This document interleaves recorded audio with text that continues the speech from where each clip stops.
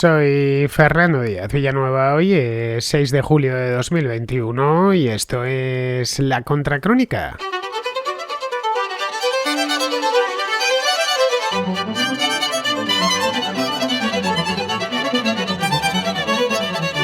Cuba atraviesa una situación económica especialmente complicada desde hace ya más de un año. Bueno, Cuba atraviesa una situación económicamente complicada desde el año 1959, pero la del último año y medio es especialmente complicada, por eso lo decían.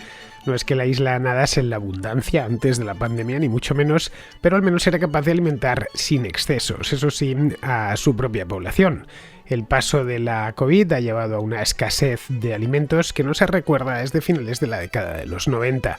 La voz de alarma se dio ya hace unos meses y el problema, lejos de solucionarse, ha empeorado incluso a lo largo del último mes y medio. El país importa prácticamente todos los alimentos que consume, el 70% exactamente, pero no hay divisas para adquirirlos en el extranjero, por lo tanto escasean. Aunque parezca mentira, este país, que dispone de un clima tropical privilegiado, de un suelo extremadamente fértil, en el que crece todo a gran velocidad, pues un país así no produce lo suficiente porque el sistema económico que rige en Cuba desde hace ya 6 décadas está plagado de ineficiencias y desincentiva el cultivo de alimentos y la cría de ganado.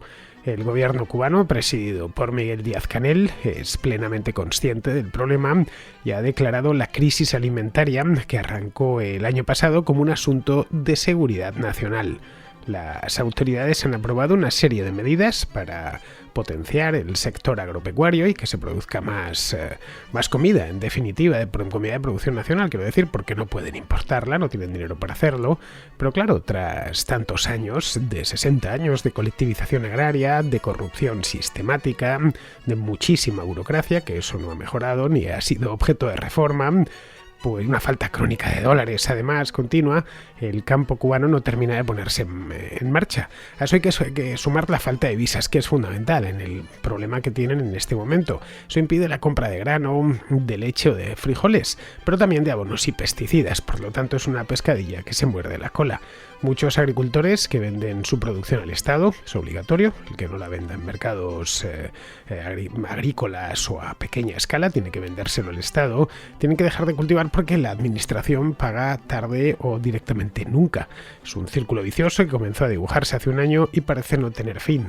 El paraíso tropical es, en buena medida, un auténtico infierno burocrático y normativizador en el que algo tan aparentemente simple como producir y vender un quintal de limones, por ejemplo, puede convertirse en una auténtica pesadilla.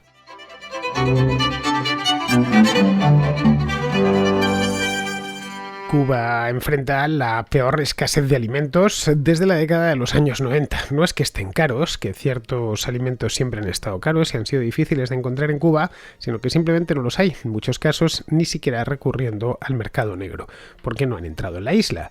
Encontrar ingredientes nunca fue fácil, ingredientes para cocinar en Cuba, esto estoy hablando, nunca es, por lo menos desde los años 50 del siglo pasado, porque la isla, a pesar, como he dicho antes, de el clima tan maravilloso que tiene, de una isla bien regada, con suelos bastante fértiles, la isla importa alrededor del 70% de la comida que consume. Durante el año pasado, comer se ha puesto bastante complicado. Comer bien nunca fue algo que los cubanos pudieron permitirse. Cuando digo nunca, vayámonos desde que triunfó la revolución en el año 59. Pero vamos, que para muchos cubanos no existe una Cuba anterior porque nacieron después o si nacieron antes apenas lo recuerdan. Es decir, que desde hace aproximadamente año y medio, esto de comer de conseguir comida todos los días es muy complicado. Cuando las tiendas de comestibles están vacías, como suele ser el caso, desde un tiempo a esta parte, muchos cubanos prueban en internet a través de la limitada conexión móvil de la que disfrutan o ya más habitualmente en el mercado negro. Ahí lo que descubren, sin sorpresa porque lo pueden imaginar antes, es que los precios son muy altos, a menudo prohibitivos y simplemente no pueden comprarlo. Así que si pensaban comprar una libra de frijoles, pues se quedan sin ella y esperan a que aparezcan en algún punto del sistema de abastecimiento unos días después o unas semanas más tarde. Si viven en el campo o cerca del campo, pueden dirigirse directamente a los agricultores, ya que los agricultores pueden tener pequeñas, el que tenga una pequeña parcela puede cultivar y autoabastecerse, pero se encuentran con que los agricultores no quieren venderles productos porque los necesitan para su propio consumo.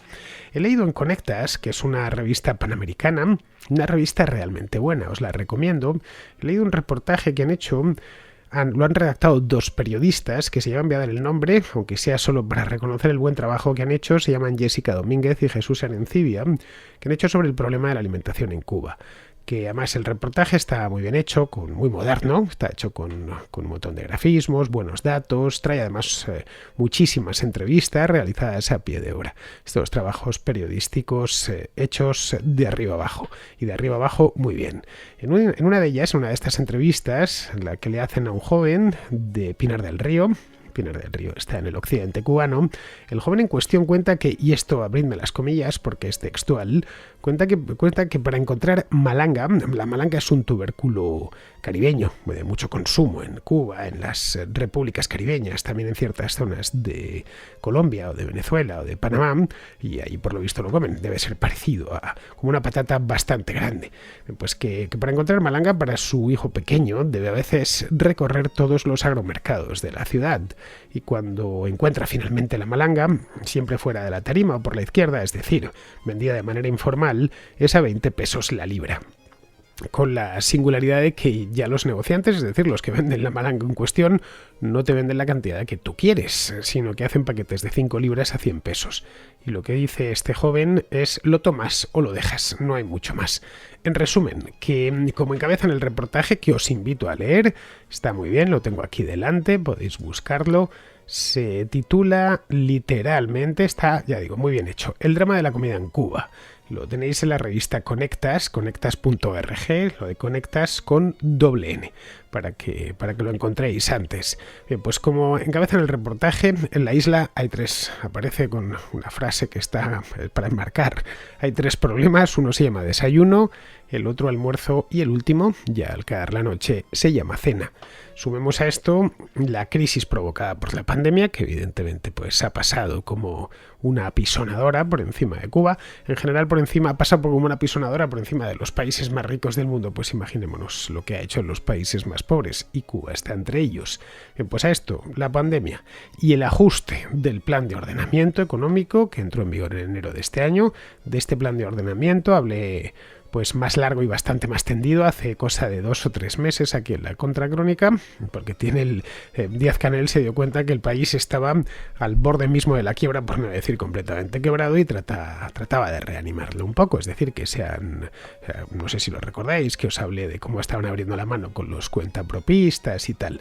Bien, esto iba a ocasionar, estos planes de ajuste ocasionan un shock que es el que está sintiendo la economía cubana en estos momentos. Vamos, que lo del hambre en Cuba de este año y de la segunda mitad por lo menos del año pasado está íntimamente relacionado con este plan de ordenamiento de Díaz-Canel. El problema, de cualquier modo, aquí no nos engañemos, no ha sido la pandemia, no ha sido tampoco exclusivamente el plan de ordenamiento de Díaz-Canel, que por lo demás era un plan de ordenamiento necesario, era regirse por el principio de realidad. El problema hunde sus raíces en la misma concepción del sistema económico cubano, todos sabemos cuál es, que concentra en el Estado prácticamente toda la actividad económica. Mientras el gobierno cubano ha encontrado, a lo largo de los últimos 60 años, un sostén exterior, léase la Unión Soviética, léase la Venezuela bolivariana, un sostén exterior que le compre por encima de su precio, caso del azúcar en tiempos de la URSS, algún producto, o que directamente le entregue dinero en efectivo o petróleo para que luego lo vendan, todo a fondo perdido, por supuesto, o que vendan mano de obra, los famosos médicos cubanos y los asesores cubanos, que los países que los reciben lo pagan religiosamente y en dólares contantes y sonantes al gobierno cubano. Ese es el caso de la Venezuela de Chávez o de Maduro. Bien, pues mientras han encontrado eso, han tenido eso en Cuba, pueden más o menos, y sin demasiadas alaracas, es cierto, pero pueden más o menos alimentar a toda su población. El drama, que es donde están ahora mismo, es cuando ese sostén se esfuma, y es lo que ha pasado a lo largo del último año. Ahí es donde se ven de manera clara las vergüenzas de la revolución castrista. Lo pudimos ver en los años 90, después del fin del subsidio soviético a raíz de la implosión de la URSS en el año 1991. A partir del año 1992 la economía cubana entró en barrena y durante años se pasó muchísima hambre. Fueron unos años realmente duros. Ahora que el subsidio venezolano, llamémosle así, ha ido a menos hasta prácticamente desaparecer porque en Venezuela también están pasando hambre, pues se encuentran en las mismas o en muy parecidas a las que estaban en 1992. En el ámbito alimentario en Cuba, el Estado interviene de manera directa en todo el proceso. Podemos pensar, no, pero con las reformas que se han hecho, se ha dejado más espacio a la iniciativa privada. No. Hay algo más de espacio que en los peores años colectivizadores de la Cuba socialista, pero no mucho más. La producción de alimentos, la distribución y la comercialización final, el Estado está muy presente en todos estos procesos. En todos hay burocracia e ineficiencias y obsesiones ideológicas completamente acabadas, pero que se mantienen allí. No existen incentivos para producir más alimentos que los que uno vaya a consumir personalmente, o dar salida en el mercado negro por dólares que den un empujón a la economía familiar. En una palabra, que si uno tiene una pequeña parcela para cultivar boniatos o cualquier cosa, no olvidemos que aquello es muy fértil. Esa isla es una isla de estas que Dios tocó con un dedo cuando creó el mundo, porque es una isla bien regada, con un suelo fértil, soleada, con buen clima todo el año. Vamos, un lugar donde la comida no debería faltar, sino todo lo contrario, de sobrar. Cuba debería estar produciendo comida para darse de comer a sí misma y a varios países de su entorno. Es todo lo contrario, como podemos ver, y aquí no basta con la pandemia, como os decía, tampoco basta con un plan de ajuste concreto. Hay que ir mucho más allá. La producción agropecuaria en Cuba, es decir, tanto la de la agrícola propiamente dicha como la de la ganadera, se realiza de un modo un tanto primitivo. Bueno, tanto que nos llamaría la atención, especialmente a los que vivimos en países del primer mundo.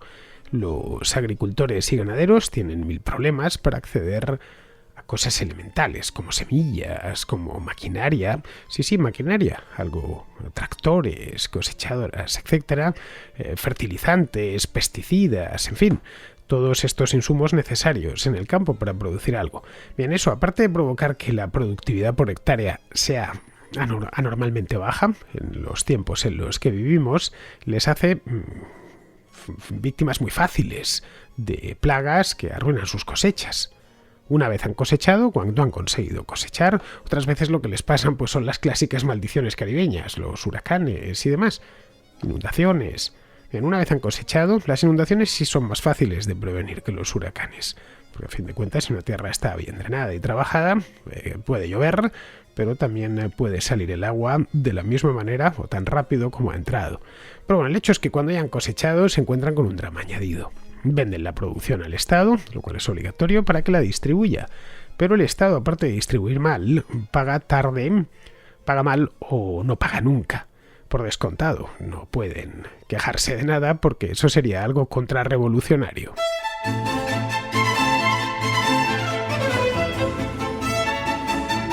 Si vamos a la distribución de la tierra en Cuba, y esto es importante porque estamos hablando de agricultura y de ganadería, sobre todo la agricultura, nos encontramos con que el 61% de la superficie de la isla es cultivable.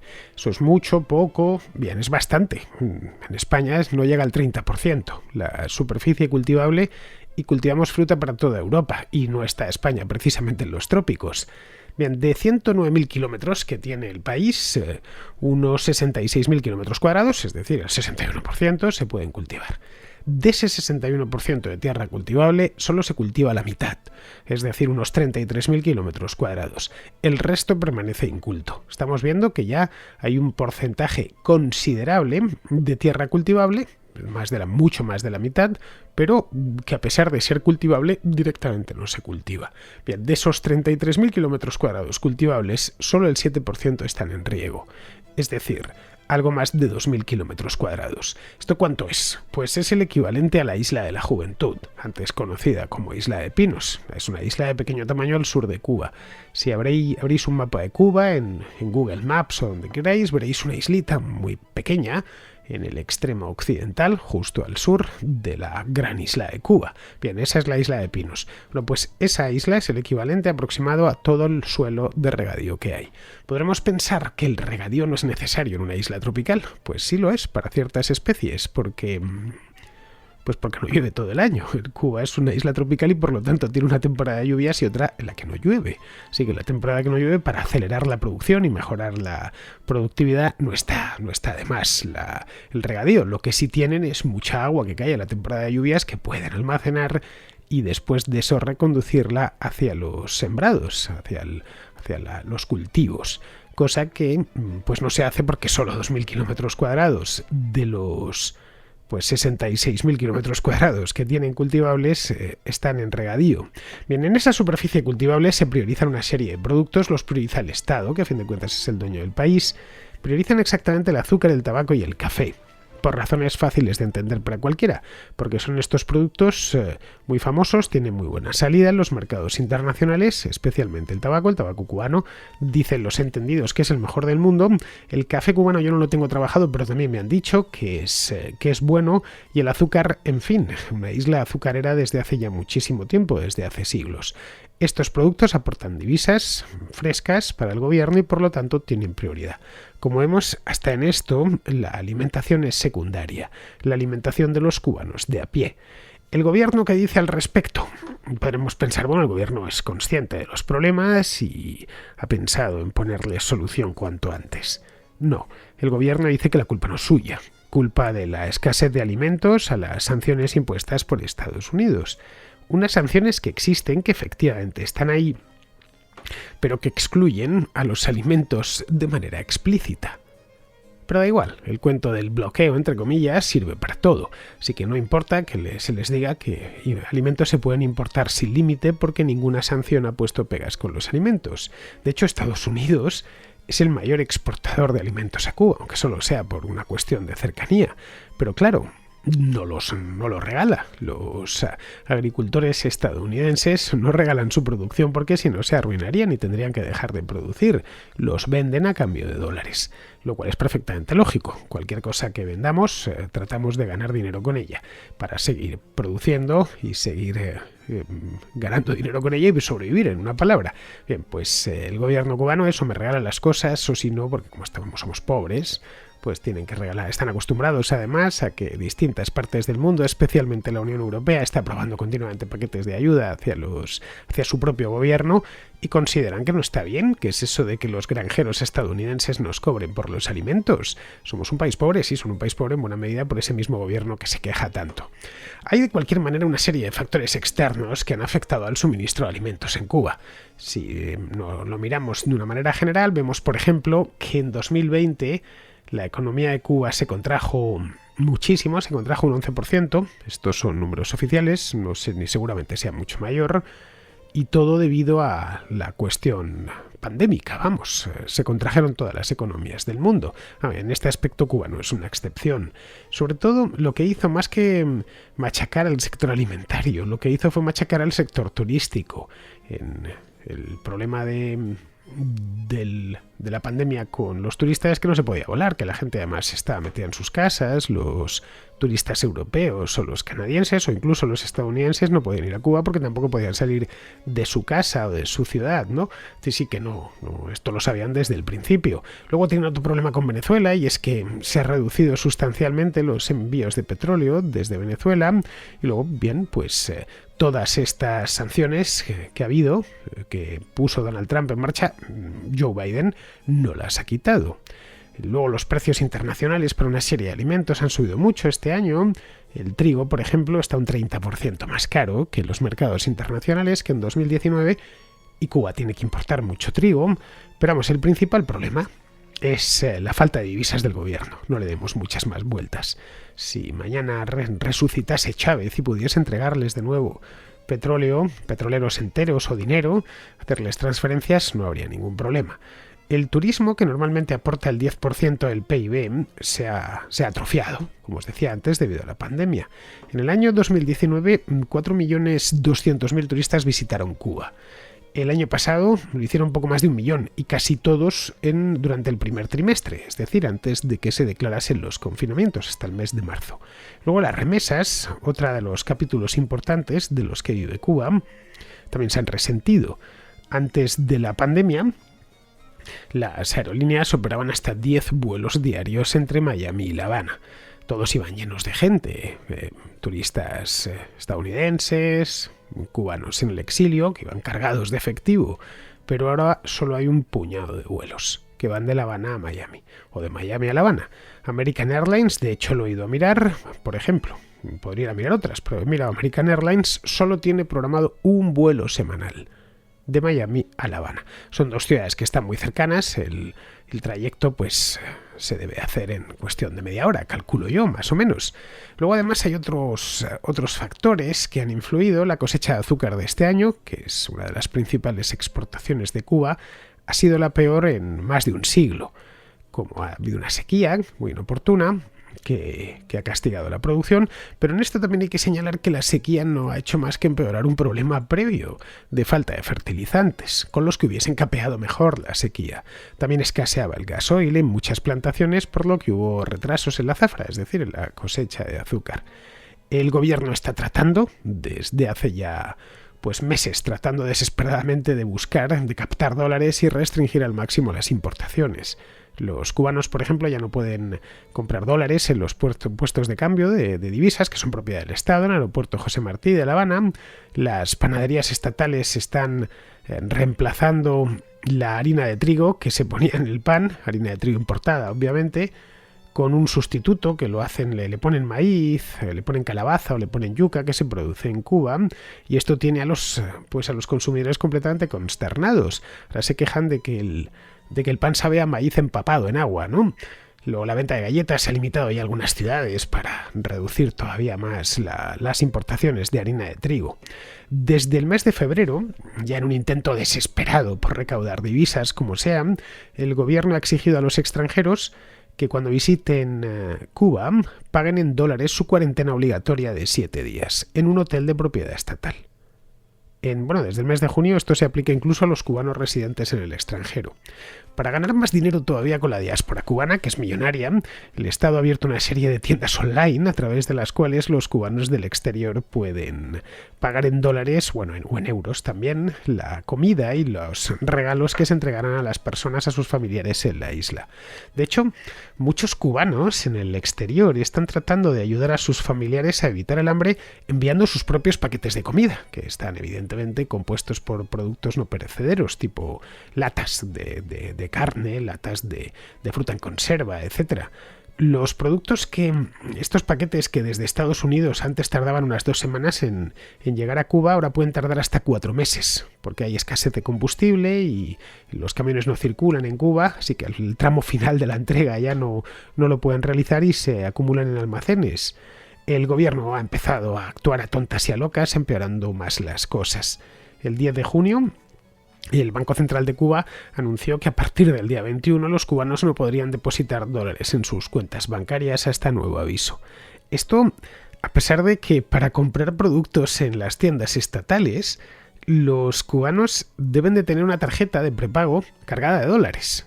Ahora lo que tienen que hacer es cambiar sus dólares por euros para poder comprar en el mercado negro, lo que implica una comisión, que por supuesto esa comisión se la lleva el Estado.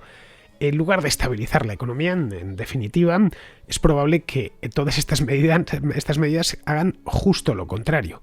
Algunas casas de cambio en Miami se han quedado sin euros, por ejemplo, que los compran los cubanos de allí para enviar a Cuba y que sus familiares accedan al mercado negro en euros. Durante el mes de junio, en los bancos cubanos se formaron largas colas de gente que trataban de depositar dólares a toda prisa en sus cuentas antes de que llegase el día 21, y ya fuese ilegal hacerlo. Cuba tiene 11 millones de rehenes y espera que los exiliados cubanos paguen su rescate. Esa es la cruda realidad. Lo que no consiguen Díaz-Canel y sus muchachos es hacer que el campo cubano produzca comida. Esta es la realidad. A pesar de algunos intentos de liberalizar la economía, el gobierno es incapaz de impulsar la producción agrícola o atraer inversión extranjera. Las empresas que producen alimentos en Cuba solo pueden ganar pesos, que es una moneda que tiene poco valor en el mercado exterior, por no decir ninguno. Pero claro, todos los insumos de sus proveedores los tienen que comprar en el exterior en dólares o en euros.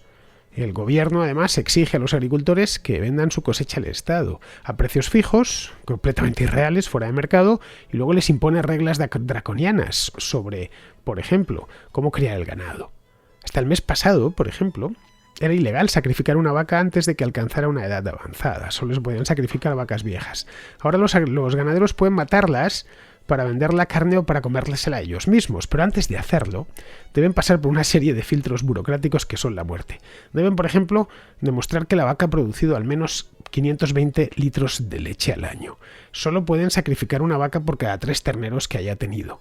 Antes de sacrificar la vaca tienen que completar todo un papeleo larguísimo que se demora más o menos una semana en ser aprobado. Eso en el mejor de los casos. Los problemas actuales a muchos les recuerdan a los del periodo especial en los años 90 del siglo pasado. Pero en aquel entonces Castro estaba vivo y lleno de energía. Castro tenía carisma y en 1990 muchos recordaban todavía la revolución o la habían vivido, la habían protagonizado en muchos casos y recordaban también los años buenos, entre comillas, del subsidio soviético y de toda la mística revolucionaria. Miguel Díaz-Canel es un triste burócrata del Partido Comunista de Cuba. No tiene mucho más, con menos carisma que una servilleta sucia. La diáspora cubana es mucho más grande de lo que era entonces y sobre todo mucho más próspera. Y luego, dentro de la isla, el acceso, limitado pero real a Internet, ha mostrado a muchos cubanos que casi todas sus dificultades económicas, por no decir todas, han sido creadas por sus propios líderes revolucionarios, no por Estados Unidos ni por el malvado capitalismo. La mejor manera de evitar el descontento popular provocado por esta falta crónica de alimentos seguramente sea acelerar las reformas económicas. Pero falta el dinero, el de verdad quiero decir, no los pesos cubanos, y sobre regulación y burocracia. Que el gobierno de Díaz-Canel esté dispuesto a atender a lo último, es decir, a quitar burocracia y regulación, que es la naturaleza misma de su propio régimen, eso ya sería, y perdonad por la metáfora que voy a hacer, harina de otro costal. Vamos con la contrarréplica. Empezamos con Javier, que está en Taiwán y que hace mucho que nos deja un mensaje y que nos habla de Xi Jinping. Yo no diría que Xi Jinping es exactamente un líder carismático. Obviamente la prensa comunista y las redes sociales lo hacen ver como poco menos que un dios, pero es que ahí no hay ninguna libertad de expresión. En Internet existen censuradas un montón de combinaciones de caracteres con motes graciosos sobre Xi Jinping, como por ejemplo Winnie the Pooh, Xi Baozi, Xi Jinping con otros caracteres que no son los que tiene, es decir, como Xi, el que impide la libertad de expresión. Hay un montón de combinaciones para referirse a Xi Jinping de una forma despectiva que en cuanto las pones en el Internet de China directamente se queda bloqueado el sistema.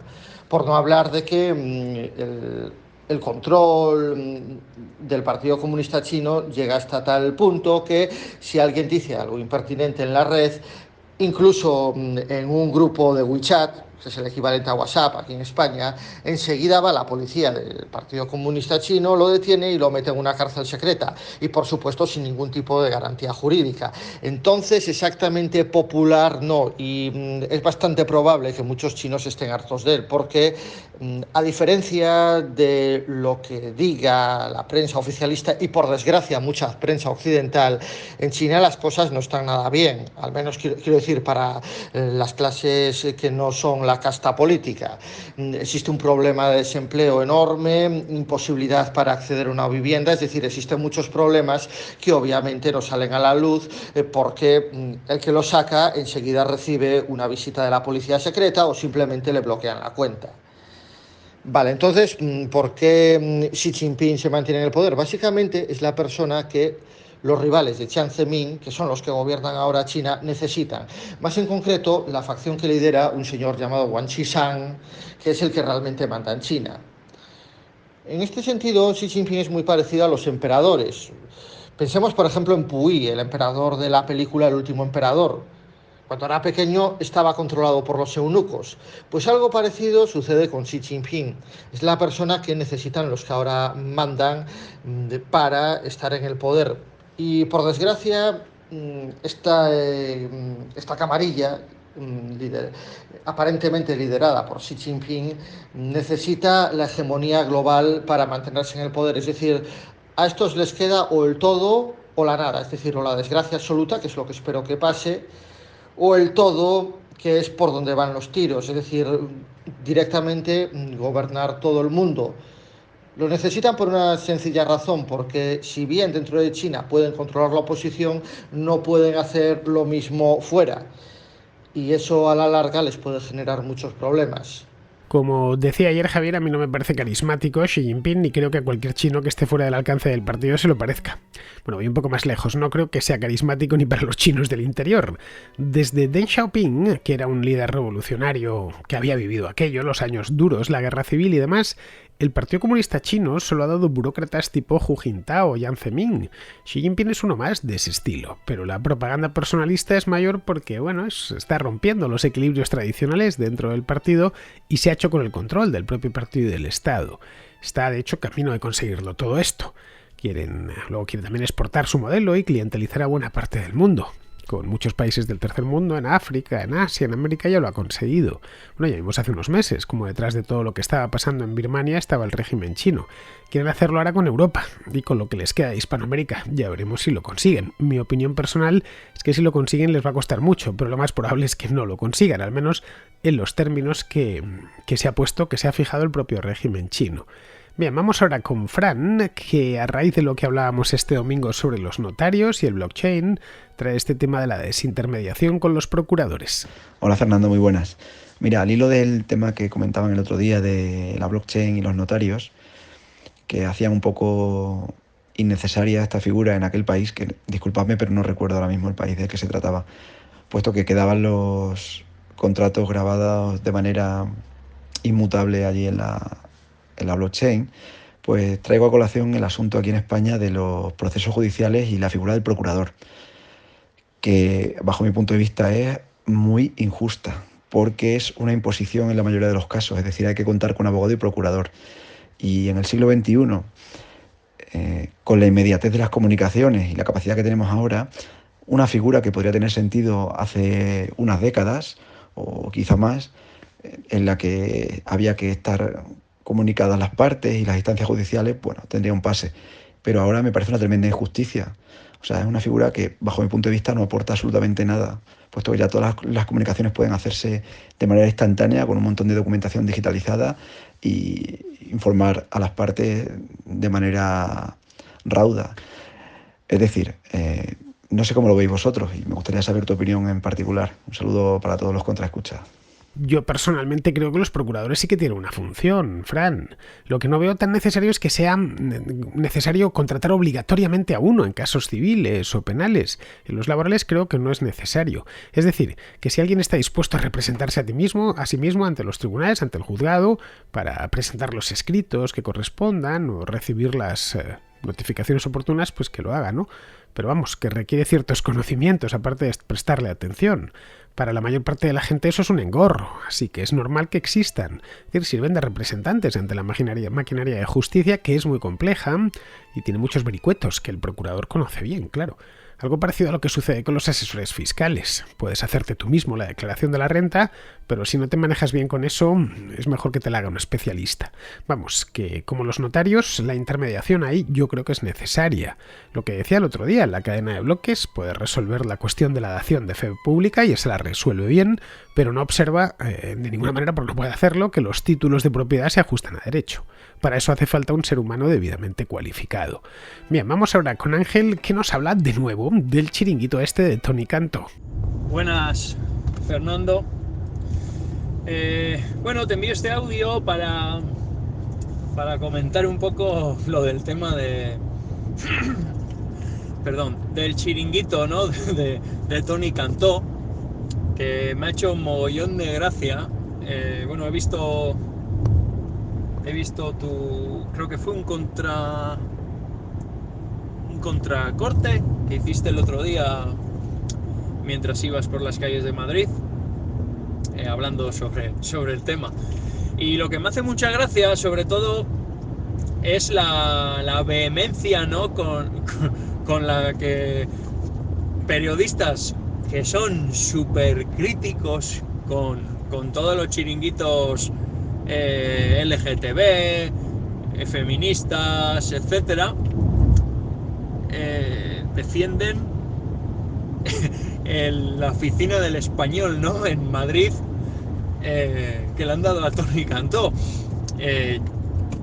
Por ejemplo, Federico Jiménez Los Santos, que es algo que, vamos, es una persona que cualquier chiringuito de izquierdas es crítica continua, ¿no? Con su maravillosa elocuencia que tiene, ¿no? Es un tío que es divertido, analista político e imparcialidad, pues es poco. Es un tío que básicamente ahora mismo es un humorista, por lo menos para mí, ¿no? Y nada, lo defiende a ultranza. No sé si has oído la entrevista que le hicieron, creo que ha sido el jueves pasado o el viernes, no estoy seguro ahora mismo. La entrevista que le hicieron al propio Toni Cantó, en la que incluso Toni Cantó, el mayor azote de los chiringuitos de Compromís y del PSOE de la Comunidad Valenciana, ve que, joder, es una oficina del Español, que es algo que en Madrid es algo necesario para convertir a Madrid en la capital mundial del español, como si no lo fuera ya, ¿no? Porque al final es la capital de España, que es donde, digamos, se inventó, ¿no? O se evolucionó del romance al español, y nos encontramos con esto. Así que nada, era simplemente, pues nada, dar mi opinión, no mi opinión, aportar este apunte que es que me ha explotado la cabeza, vamos, al oír a Jiménez Los Santos. Claro, me lo esperaba, ¿no?, de todas formas, porque es algo montado por el PP o por la derecha. Si hubiese sido el PSOE, es que hubiera sido un discurso totalmente opuesto al que ha dado, ¿no? Así que nada, enhorabuena de nuevo por el programa y encantado de escucharte todos los días. Adiós a todos, contraescuchas. Bueno, Ángel, es que en estas cosas se ve para quién trabaja cada uno. Por hacer un juego de palabras con el apellido Cantó y lo que han hecho muchos periodistas con el caso este de la oficina del Español, esto ha sido un canteo monumental. No se lo tengas mucho en cuenta. Simplemente toma nota, porque en unos días los mismos que defienden la oficina del Español estarán atacando sin piedad el penúltimo chiringuito del PSOE o de los nacionalistas, que tienen muchísimos, por cierto. Las empresas periodísticas tienen sus obediencias, y los periodistas que trabajan en ellas también. Hay que pagar nóminas y devolver favores. Otras veces es simple militancia, Este que se lo creen de verdad. De eso también hay mucho. Ya sabes, a los míos les perdono todo y pongo la cara por ellos. En fin, yo no tengo esas servidumbres. Este programa lo hago yo solo, sin ayuda de nadie, más que de los propios escuchas, y a esos sí que no les puedo defraudar. Lo tengo clarísimo desde el primer día que me puse delante del micrófono. Vamos, que puedo meter la pata, pero no la mano en la lata. Bien, pues vamos a terminar. Vamos con Pizarro, que nos habla de Xi Jinping y del partido, mejor dicho, del centenario del Partido Comunista de China. Por lo visto, en China opinan que 100 años de existencia de una organización criminal es para celebrar, y así lo han hecho. 100 años dan para mucho, y mucho ha pasado en China en este tiempo, a destacar la horrible hambruna por causas gubernamentales y la represión sistemática del pueblo, con Tiananmen como botón de muestra. Más recientemente, el control social mediante la tecnología y la gestión de la COVID son dos perlas que adornan el rosario de iniquidades del Partido Comunista Chino. El futuro seguirá rigiéndose por la represión sistemática del pueblo y cierta tendencia a la conflictividad en el exterior. Winnie the Pooh es un oso torpe, gordo y glotón de buen corazón. Xi Jinping es un tirano que se le parece. Un cordial saludo de Pizarro. Y hasta aquí, queridos amigos, llega la contra de hoy, 6 de julio, mañana será 7, San Fermín, por cierto, y estaré aquí para contároslo. Hasta mañana, amigos.